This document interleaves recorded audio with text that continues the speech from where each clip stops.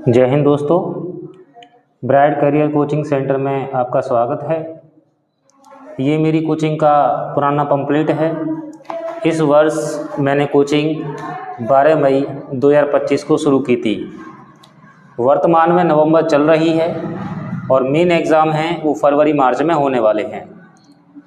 ये वीडियो मैं उन बच्चों के लिए लेकर आया हूँ जिन बच्चों ने अभी तक बिल्कुल पढ़ाई नहीं की है। अगर की है तो उनको कॉन्फिडेंस नहीं आ रहा है, उनको कुछ याद नहीं है, उनके कुछ विज्ञान में पल्ले नहीं पड़ता है, विज्ञान उनकी कमज़ोर है। उन बच्चों के लिए मैं ये वीडियो लेकर आया हूँ।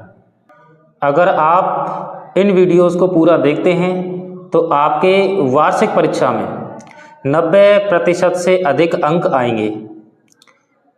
और मेरी कोचिंग पर प्रेजेंट में पार्ट 8 चल रहा है, इसलिए मैं आपको इस वीडियो में भी 8 पार्ट ही पढ़ाऊँगा।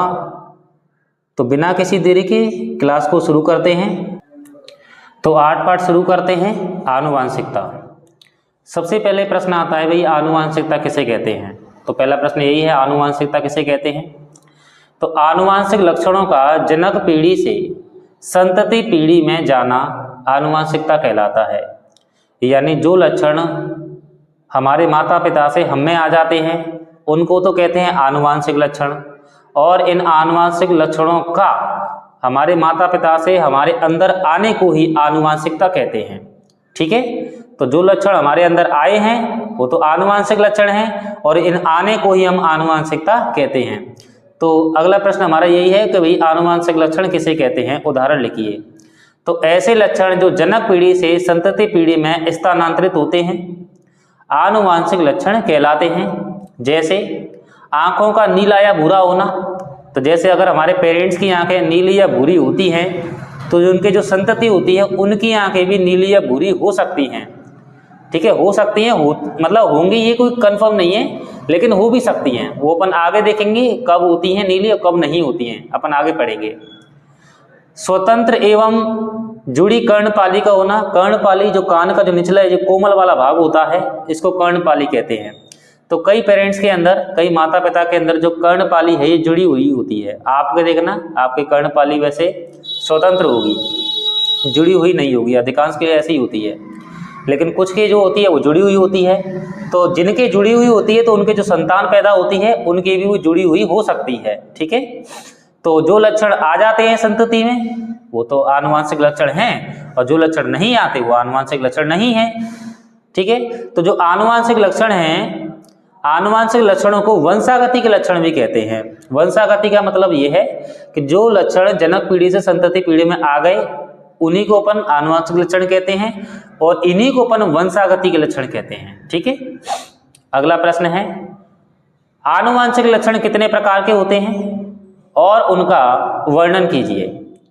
तो मैं आपको बता दूं, आनुवांशिक लक्षण 2 प्रकार के होते हैं। आनुवांशिक लक्षण 2 प्रकार के होते हैं। वो 2 प्रकार कौन कौन से हैं? पहला होता है प्रभावी लक्षण और दूसरा होता है अप्रभावी लक्षण। ठीक है, तो आनुवांशिक लक्षण कितने प्रकार के होते हैं?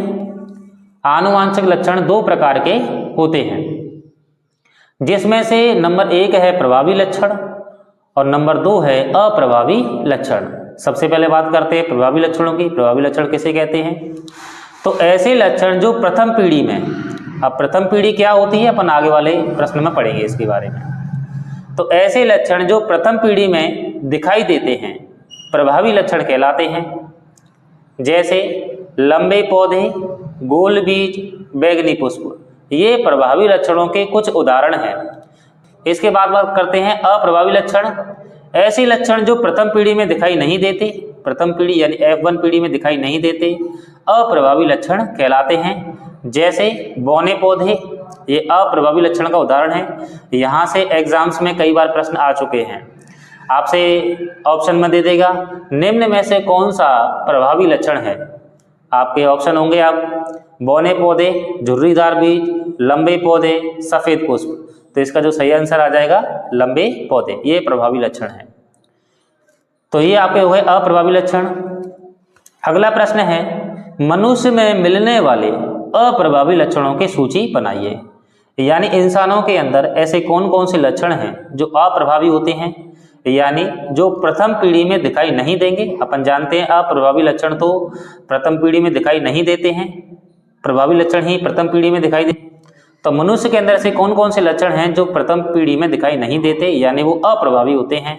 तो जिसमें से पहला है कर्णपाली का जुड़ा होना। तो मैंने आपको पहले शुरुआत में बताया कि कर्णपाली का जुड़ा होना, ऐसे ही जन्मजात बहरा होना, ये भी एक अप्रभावी लक्षण है।